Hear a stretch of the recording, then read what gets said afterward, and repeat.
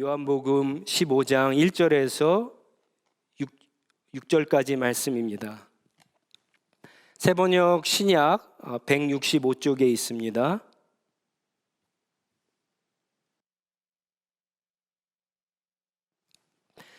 요한복음 15장 1절에서 6절 말씀 세번역 성경으로 제가 봉독합니다.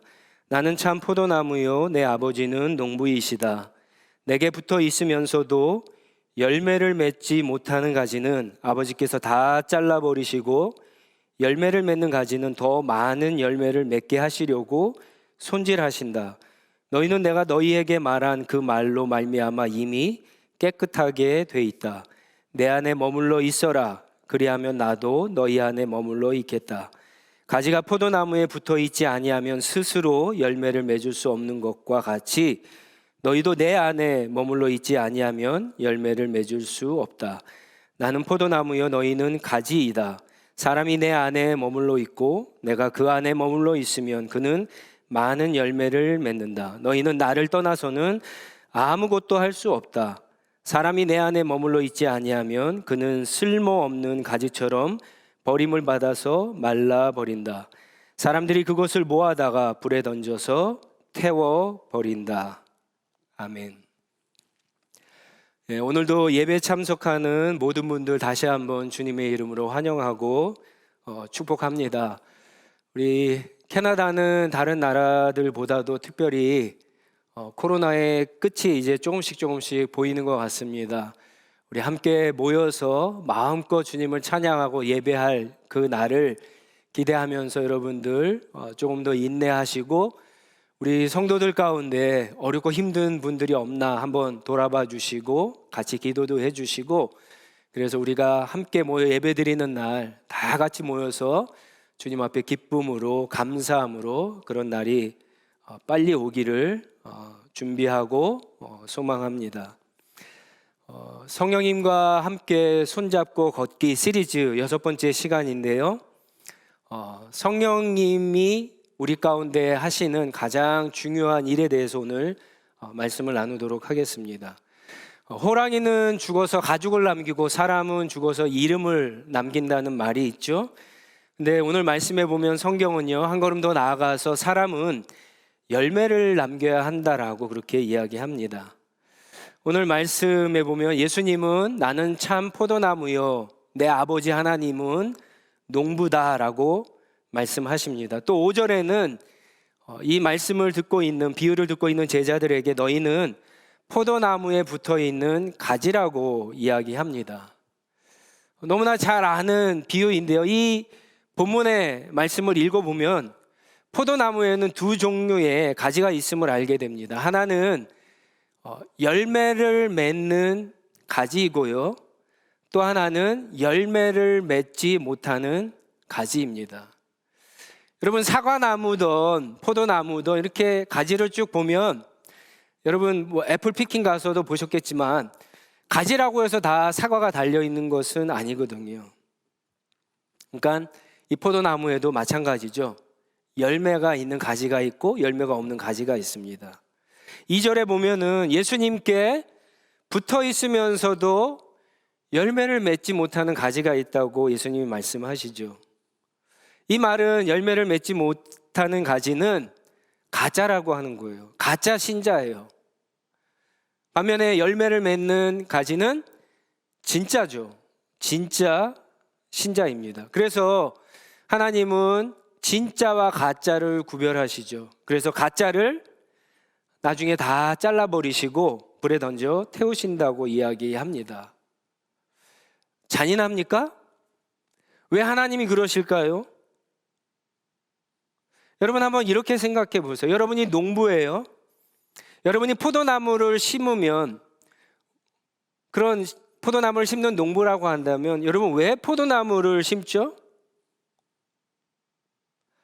우리 지난주에 빅토리아 데이였는데 캐나다에서는 보통 빅토리아 데이가 지나면 백야드에 여러 가지 채소를 심는 분들이 많아요. 왜 사람들이 왜 백야드에다가 깻잎이나 고추를 왜 심죠? 왜 체리 토마토 같은 거를 심죠?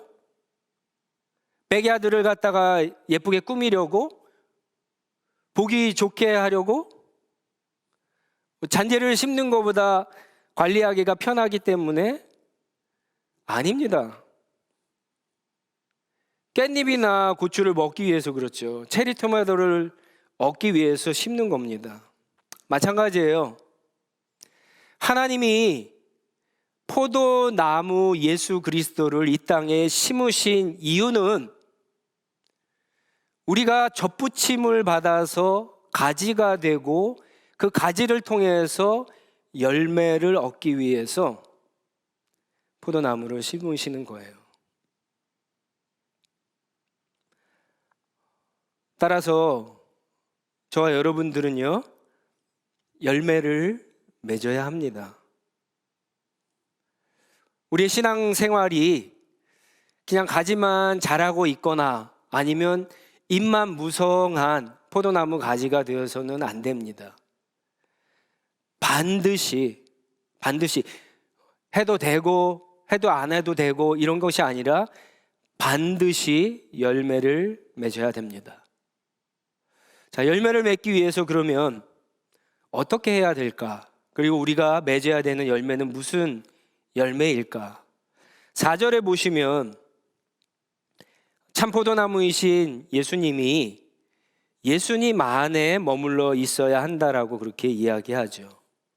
성경 원문에 보면은 이 4절 말씀에 내 안에 머물러 있어라 라고 하는 이 말씀이 명령형으로 되어 있어요. 반드시 예수님 안에 머물러 있어야지만 열매를 맺을 수 있다는 거예요. 그리고 또 예수님 안에 머물러 있어야지만 예수님도 우리 안에 머무를 수 있다는 말씀이에요. 이게 시작이에요. 이게 굉장히 중요합니다. 왜냐? 가지는 그 뒤에 설명하시는 대로 스스로 열매를 맺지 못하기 때문에 그렇죠. 포도나무에서 잘려져 나간 가지가, 떨어져 나간 가지가 잠깐 동안은 잎이 날 수 있다고 그래요. 그렇지만 절대로 열매를 맺을 수 없기 때문에 꼭 포도나무이신 예수님께 머물러 있어야, 붙어 있어야 되는 겁니다. 우리는 우리 스스로 성장하거나 열매를 맺을 수 있는 능력이 없다는 뜻이에요. 신앙생활을 하면서 그냥 나 혼자만 열심히 기도하고 예배하고 봉사하고 헌신하고 전도하러 다니고 그런다고 해서 여러분 열매가 맺어지는 게 아니에요. 혹 열매가 맺어지더라도 그것은 예수님께 붙어 있어서 맺어지는 열매가 아닌 거예요. 예수님 바깥에서도 열매를 맺을 수 있어요. 그렇지만 그거는 참 포도나무의 열매가 아닌 겁니다. 그러니까 예수님 없이 성장하거나 열매를 맺을 수 없다라고 하는 뜻입니다. 그러니까 예수님 없이 맺는 모든 열매는 다 가짜입니다. 5절에도 사람이 내 안에 머물러 있고 내가 그 안에 머물러 있어야 많은 열매를 맺는다고 말씀하시죠. 그러면서 예수님을 떠나서는 아무것도 할 수 없다라고 하십니다.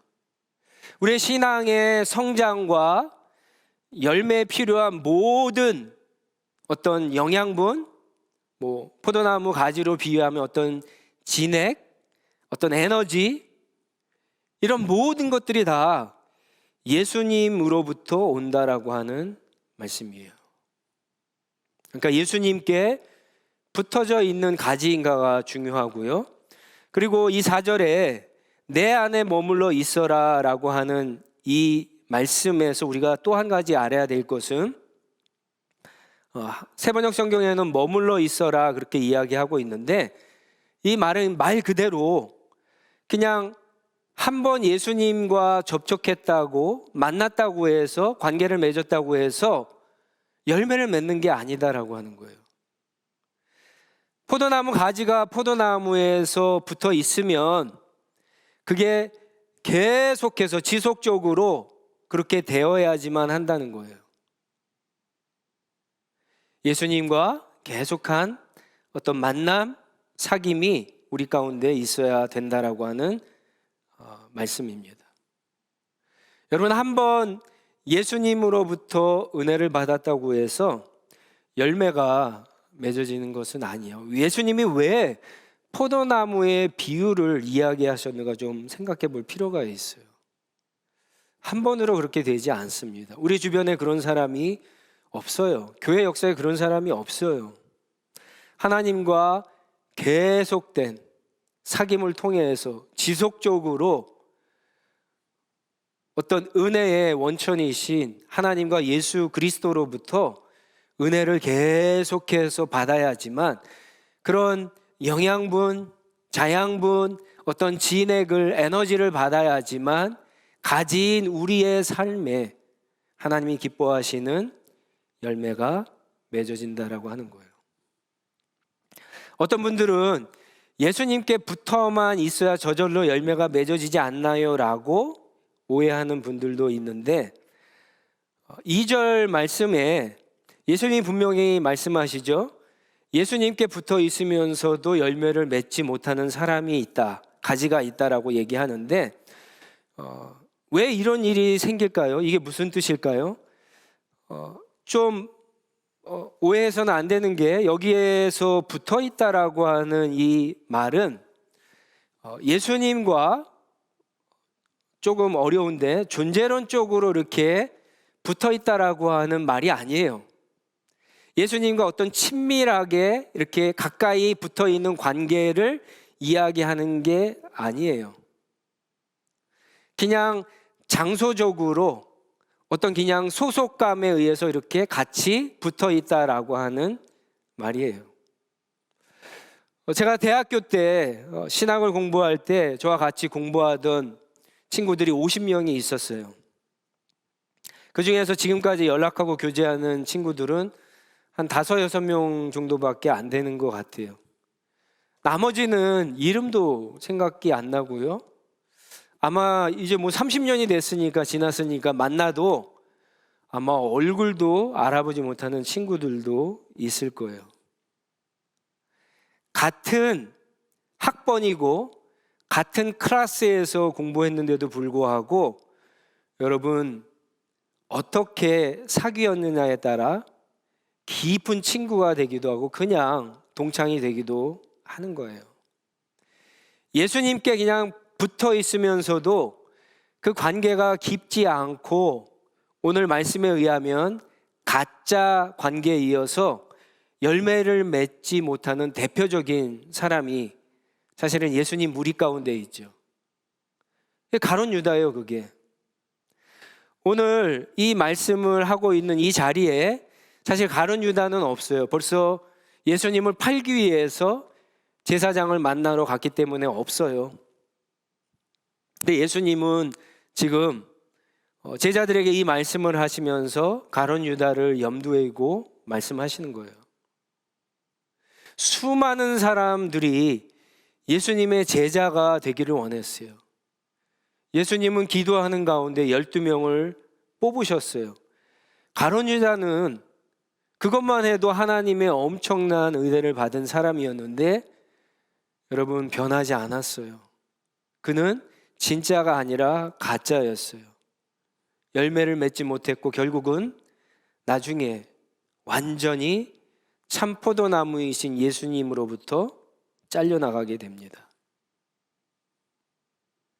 교회를 등록하고 매주 예배를 드린다고 혹은 교회에서 직분을 받았다고 교회에서 여러 가지 봉사와 헌신을 한다고 매주 성경 읽고 매주 큐티한다고 심지어는 제자훈련 과정 풍성한 삶으로의 초대 첫걸음 기초를 다 마쳤다고 해서 여러분 예수님께 붙어 있는 것이 아닐 수 있다라고 하는 거예요. 그거는 하나의 어떤 방법이고 수단이에요. 그런 거를 통해서 단순히 교회에 이렇게 나오는 것이 아니라 교회에 나와서 하나님을 찬양하고 예배하고 말씀 읽고 기도하고 시합 모임과 제자 훈련을 통해서, 그런 방법들을 통해서 예수님과 깊은 만남을 지속적으로 하지 않으면 여러분 열매를 맺지 못하는 거예요.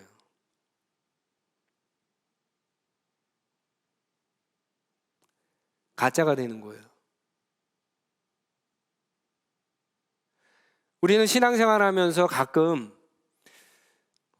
하나님께 사실은 상처받을 때보다도 사람들에게 상처받을 때가 많죠. 사람들의 어떤 말, 그렇죠? 어떤 행동을 통해서, 물론 그것이 진심은 아니고 오해일 때도 있어요. 아무튼 하나님보다 사람으로 더 상처받을 때가 많은데, 여러분 어떤 사람의 모습이, 신앙적인 모습이 주변에 있는 형제 자매들, 지체들, 사람들을 속일 수는 있지만 자기 자신은 알아요. 자기가 진짜인지 가짜인지 압니다. 그리고 무엇보다도 하나님은 다 아세요. 정확히 확실히 진짜와 가짜를 아세요. 디모데후서 2장 19절에 보면 하나님은 자기에게 속한 사람을 다 아신다고 그렇게 말씀합니다. 농부이신 하나님이 포도나무 가지를 보면서 여러분 다 아시기 때문에 진짜인지 가짜인지, 이게 지금 건강한지 병들은 가지인지 다 아시기 때문에 깨끗하게 하시고 손질하시고 자르실 수 있는 거예요. 다른 사람들은 몰라요. 그렇지만 직접 포도나무를 심고 그것을 가꾸시고 돌보시는 하나님은 다 아시는 거예요. 그래서 진짜 가지는 어떻게 합니까? 가지치기를 해요. 진짜 가지도 잘라요. 그런데 완전히 자르지 않고 가지치기를 한다 그러죠. 왜냐? 보통 이 포도나무를 심으면 한 3년에서 5년 동안은 가지가 너무 자라기 때문에 가지를 친다고 해요. 영양분이 가지로 다 가지 않도록. 그래서 이게 너무 자라는 것을 막으면서 잎사귀도 나고 포도나무 열매를, 좋은 열매를 맺기 위해서 가지치기를 해준다 그래요. 여러분 우리 인생에 하나님이 때로 어떤 고난과 어려움을 없애주실 수 있고 빨리 막아주실 수도 있는데도 불구하고 어떨 때는 그것을 그냥 우리에게 허용하실 때가 있어요. 그냥 놔두실 때가 있어요. 나중에 그런 어려움과 고난을 우리의 인생 가운데 제거해 주실 때가 있는데, 여러분 그 이유가 바로 이런 이유입니다. 왜냐? 하나님이 우리에게 원하시는 것은 우리가 하나님이 기뻐하시는 그런 열매를 맺는 삶, 풍성한 열매를 맺는 삶을 우리에게 얻기 위해서 그렇죠. 시련과 고난과 어려움과 유혹을 통과하지 않고는, 포도나무가 여름의 그 뜨거운 태양과 추위를, 비바람을 견디지 않고는요 좋은 열매를 맺을 수가 없는 겁니다. 반면에 가짜 가지는 어떻게 하십니까? 완전히 잘라버리죠. 열매를 맺지 못하는 가짜 나무는 결국 병들었다는 거예요. 병들은 가지를 그냥 두면 어떻게 되죠? 다른 가지도 병이 다 퍼지게 돼서 다른 가지조차도 열매를 맺을 수 없기 때문에 잘라버리고 불에 던져버리는 겁니다. 예수님께 붙어 있는 것만으로는 부족해요. 예수님이 4절에 머물러 있으라라고 하는 말은 예수님과 한 번이 아니라, 간혹 가다가 아니라, 몇 번이 아니라 지속적으로 계속해서 예수님과 사귀면서 예수님으로부터 모든 영양분, 우리가 얘기하는 은혜를 공급받아서 성장하고 열매를 맺으라고 하는 말씀이에요. 자, 이렇게 우리가 우리의 신앙이 성장하고 열매를 맺기 위해서는 농부이신 하나님의 도우심과 그리고 참 포도나무이신 예수 그리스도의 은혜가 꼭 필요합니다. 하나님은 포도나무이신 예수님을 이 땅에 심으시고 물과 비료를 주시고 가지인 우리들을 깨끗하게 하심으로 도와주시죠. 예수님은 우리 한 사람 한 사람을 참 포도나무이신 예수님에 접붙여서 가지가 살아나고 열매를 맺을 수 있는 근원이 되십니다. 그런 역할을 하세요. 자, 그렇다면 성령님께서는 과연 어떤 일을 하시는가 하는 거죠. 우리의 신앙의 성장, 성숙, 열매 맺는 데 있어서 성령은 어떻게 도우시냐라고 하는 거예요. 잘 들으세요. 성령은 예수님으로부터 나오는 모든 은혜가 성령이라고 할 수가 있어요. 그리고 모든 은혜가 어떤 통로를 통해서 우리에게 다 공급받잖아요. 그렇죠? 그 통로의 역할을 하는 게 성령이라고 우리가 말할 수가 있는 겁니다. 오늘 본문 말씀에는요, 성령께서 예수님과 우리의 어떤 사귐 가운데, 관계 가운데 그런 역할을 하신다는 내용이 직접적으로 나와 있지 않아요. 그런데 여러분, 요한복음 15장이 있는 위치를 한번 잘 생각해 보세요. 우리가 지금 이 성령 시리즈에 대해서 이야기했지만 14장과 16장이 다 성령에 관한 말씀이 있어요. 예수님께서 성령을 보내주신다고 약속하셨고 오실 성령께서 어떤 일을 하실 건가 장황하게 자세하게 설명해 주셨는데, 여러분 그 사이에 15장에 이 비유가 있는 거예요. 그러면 상식적으로 이 비유가 성령께서 하시는 일과 관계가 없다라고 그렇게 해석할 수는 없는 거예요. 당연히 성령과 밀접한 연관이 있는 것이 이 포도나무의 비유입니다. 그리고 오늘 본문 7절에 보면은요, 우리가 읽지는 않았지만 7절 말씀에 보면은 너희가 내 안에 머물러 있다는 그 의미가 예수님의 말씀이 너희 안에 있다라고 하는 뜻으로도 쓰이는데, 여러분 우리로 하여금 예수님의 말씀을 우리 안에서 깨닫게 하시고 생각나게 하셔서 말씀대로 살게 하시는 분이 누구시죠? 그걸 도와주는 분이 누구세요? 성령이세요. 그래서 우리가 지난 시간에 배웠던 것처럼 성령 안에서 기도하는 것은 어떻게 돼요? 말씀 안에서 기도하는 것과 똑같은 거죠. 그래서 여러분 7절 말씀에 있는 게 그 의미예요. 그냥 무조건 기도한다고 다 들어주는 것이 아니라 예수님의 말씀을 근거로 해서 기도할 때 하나님은 그 기도를 다 들어주시는 거예요. 성령 안에서 기도하는 것을 다 들어주신다는 말씀이에요. 우리 안에 계신 성령은 말씀과 기도를 통해서 자꾸만 예수님을 알려주시죠. 예수님이 어떠한 분인가 깨닫게 해주세요. 예수님을 아는 지식, 하나님을 아는 지식을 더 깊게, 넓게, 자세하게 우리에게 알려주심으로 예수님과 교제하고 사귀게 해주세요. 여러분 누군가를 자세히 알면 알수록, 그래서 상대방을, 사람은 그럴 수 있지만 예수님을 자세히 알게 되면 우리가 어떻게 될까요? 예수님을 흠모하게 되죠. 정말 예수님을 처럼 살아가고 싶다. 나도 예수님처럼 기도하고 싶다. 나도 예수님처럼 그렇게 복음을 전하고 싶다.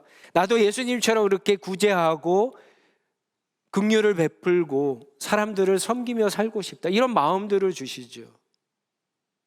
그 예수님의 놀라우신 지혜, 탁월하심, 아름다우심, 그 예수님을 닮아가고 싶은 마음들이 있는 거예요. 그러면서 우리에게 그 예수님이 가지고 계신 모든 은혜, 하나님이 예수님에게 은혜를 조금 주신 게 아니거든요. 파도 넘치도록 그렇게 예수님은 그런 은혜의 원천이신데 그것을 우리가 예수님과 사귈 때마다 성령님 그것을 우리께 되게 하시는 거예요. 그래서 우리로 하여금 마침내 열매를 맺는, 그냥 성장하고 성숙하는 것뿐만이 아니라 열매를 맺는 그러한 삶을 살할 수 있도록 인도해 주시는 거예요. 자, 그러면 이렇게 성령님을 통해서 우리가 예수님과 깊이 사귀게 될 때, 동행하게 될 때 맺는 열매는 어떤 열매일까라고 하는 거죠. 무수히 많은 열매가 있습니다. 그 중에서 3가지만 말씀드릴게요. 첫 번째는 구원의 열매, 회개의 열매라고 할 수가 있습니다. 누가복음 3장 8절에서 9절 말씀인데요, 우리 한번 같이 읽도록 하겠습니다. 시작. 회개에 알맞은 열매를 맺어라. 너희는 속으로 아브라함은 우리의 조상이다 하고 말하지 말아라. 내가 너희에게 말한다. 하나님께서는 이 돌들로도 아브라함의 자손을 만드실 수 있고 도끼를 이미 나무 뿌리에 갖다 놓으셨다. 그러므로 좋은 열매를 맺지 않는 나무는 다 찍어서 불 속에 던지신다. 여러분, 로마서 11장에 보면은 감람나무와 돌 감람나무 비유가 나오는데 거기에 우리들은 돌 감람나무였는데 참 감람나무에 가지가 접붙여서 생명을 얻게 됐다라고 하는 표현이 있습니다. 그 표현은 우리가 구원을 받았다, 거듭났다라고 하는 표현인데, 여러분, 우리가 예수님께 붙어 있다, 거듭났다라는 것을 우리가 어떻게 알 수 있죠? 그거는 회개와 믿음의 열매로 알 수가 있는 거예요.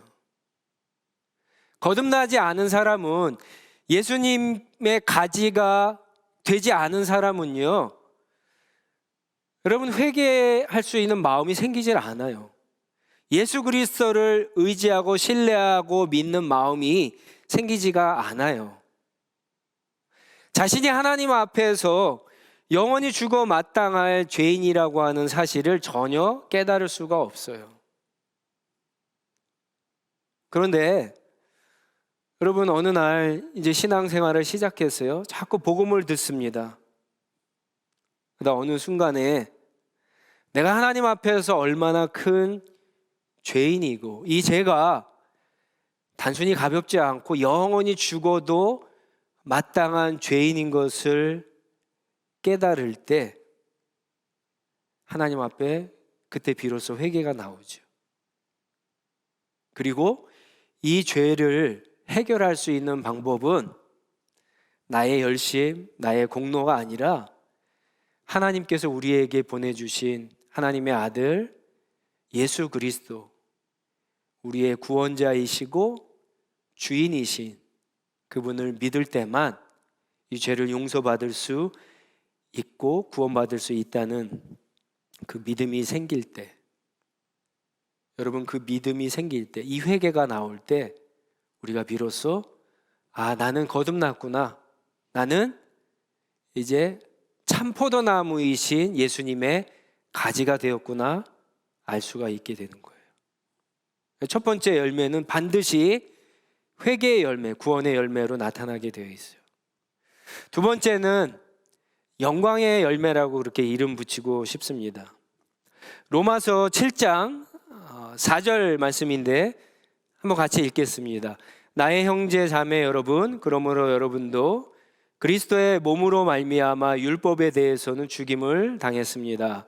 그래서 여러분은 다른 분 곧 죽은 사람들 가운데 살아나신 그분에게 속하게 되었습니다. 구원에 대해서 이야기하죠. 그리고 그 뒤에 이렇게 되어 있어요.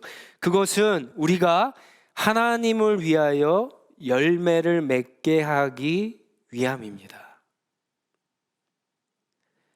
오늘 본문에 그 밑에 8절에도 이런 말씀이 있습니다. 너희가 열매를 많이 맺어서 내 제자가 되면 이것으로 내 아버지께서 영광을 받으실 것이다. 여러분, 예수님과 깊이 사귀게 되면 아까 예수님을 흠모하게 된다 그러죠. 정말 예수님을 따라가고 싶어요. 닮아가고 싶어요. 예수님의 정말 제자가 되고 싶은 것은 당연한 거고요. 예수님이 공생애를 통해서 수많은 열매를 맺으셔서 하나님께 영광을 돌리셨잖아요. 그 열매가 예수님을 따라가는 제자된 우리의 삶에 동일하게 나타나기 시작하는 거예요.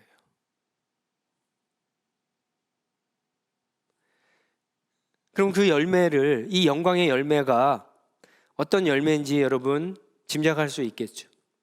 예수님이 맺으신 열매들을 한번 생각해 보면 돼요.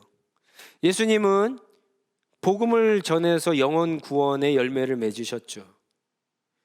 예수님은 사람들을 치료하시고 구제하시고 긍휼히 여기시는 열매를 맺으셨어요. 예수님은 십자가에 죽기까지 순종의 열매를 맺으셨어요. 이런 게 나타난다는 거예요. 우리 그리스도인의 삶에 이런 것이, 이런 열매가 나타난다는 거예요. 고난의 열매, 그리고 결국에는 순교의 열매까지도 맺어서 어떻게 해요? 하나님께 영광을 드렸듯이 하나님께 영광을 돌리는 모든 우리의 삶, 행동의 열매들이 나타나야만 된다라고 하는 거예요. 예수님과 사귀게 되면은 예수님이 만들어내신 그런 열매들이 우리의 삶 가운데에서도 동일하게 나타난다는 거예요. 이 열매가 반드시 있어야 돼요. 이거는 어떻게 보면은 어떤 행동, 행위의 열매라고 할 수가 있겠죠.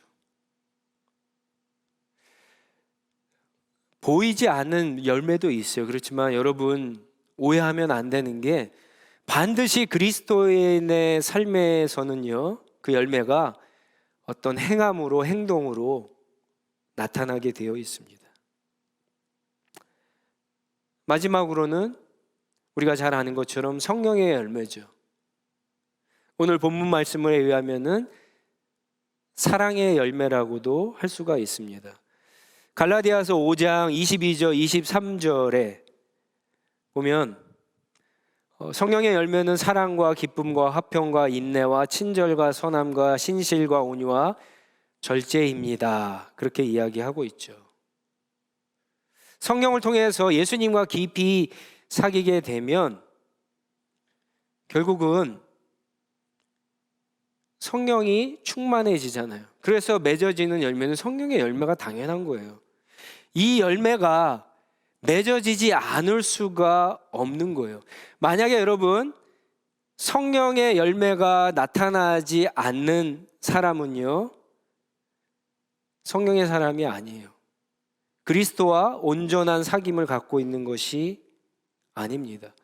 그 어떤 것보다도 정확하게 확실하게 분별할 수 있는 게 바로 이 성령의 열매입니다. 그런데 갈라디아서 이 5장에 9가지 성령의 열매는 성경 원문에 보면은 복수로 되어 있지 않고 단수로 되어 있어요. 하나의 열매인데 마치 맛이 9가지 맛이 나는 열매와 같다라고 하는 뜻이에요. 여러분 뭐 예를 들어서 어떤 맛있는 과일을 먹으면 그게 단맛만 납니까? 그렇지 않죠. 약간 신맛도 나고 뭐 씁쓸한 맛을 나는 과일도 있고 여러 가지 다양한 맛들이 사실은 다 속해 있어요. 그 안에 있는 거예요. 성령의 열매를 오늘 본문에서 찾아보면은요, 여러분 그 10절에 있는 것처럼 9절에 있는 것처럼 9절 10절에 다 있는 것처럼 예수님 안에 머무는 것을 어떻게 표현하고 있어요? 예수님의 사랑 안에 머물러 있는 것이라고 그렇게 이야기하고 있죠. 성령의 도우심을 받아서 예수님과 계속해서 교제하고 있어요. 예수님 안에 있어요. 그럼 결국 맺어지는 게 성령의 열매인데 그것은 또 예수님의 열매, 예수님의 성품이기도 한다라고 하는 뜻이에요. 그것을 한마디로 얘기해서 사랑이라고 그렇게 표현하고 있는 겁니다. 오늘 이 포도나무의 비유가 여러분 쭉 보시면 나중에 17절까지 가죠. 12절부터 보면 쭉 마지막 결론에 대해서 어떻게 예수님이 말씀하십니까? 결국 그래서 사랑을 맺으라고 하는 결론으로 끝나는 거예요. 예수님이 지금 말씀하고 싶은 열매가 바로 사랑의 열매, 성령의 열매라고 하는 거예요. 더 정확하게 이야기하면 하나님을 사랑하고 이웃을 사랑하는 예수님의 사랑으로 충만한 가지, 그런 마음을 품은 하나님의 자녀가 되라고 하는 말씀이에요. 이게 하나님이 우리에게 바라시는 열매예요. 이게 하나님이 예수님을 이 땅에 심으시고 우리를 돌보시는 가장 중요한 이유예요. 이것이 예수님이 성령을 우리 안에 보내주신 이유예요. 그리고 여러분 잘 들으세요. 성령님께서 우리 안에 수많은 일들을 하시지만 성령께서 가장 중요하게 생각하시는 일이 바로 이 일이에요. 예수님처럼 우리가 하나님을 사랑하고 이웃을 사랑하는 그런 사랑의 마음을 품은 하나님의 자녀가 되게 하는 것. 마음만이 아니라 행동으로 그래서 하나님께 영광을 드리는 그런 열매를 맺게 하는 것. 이게 성령께서 하시는 가장 중요한 일입니다.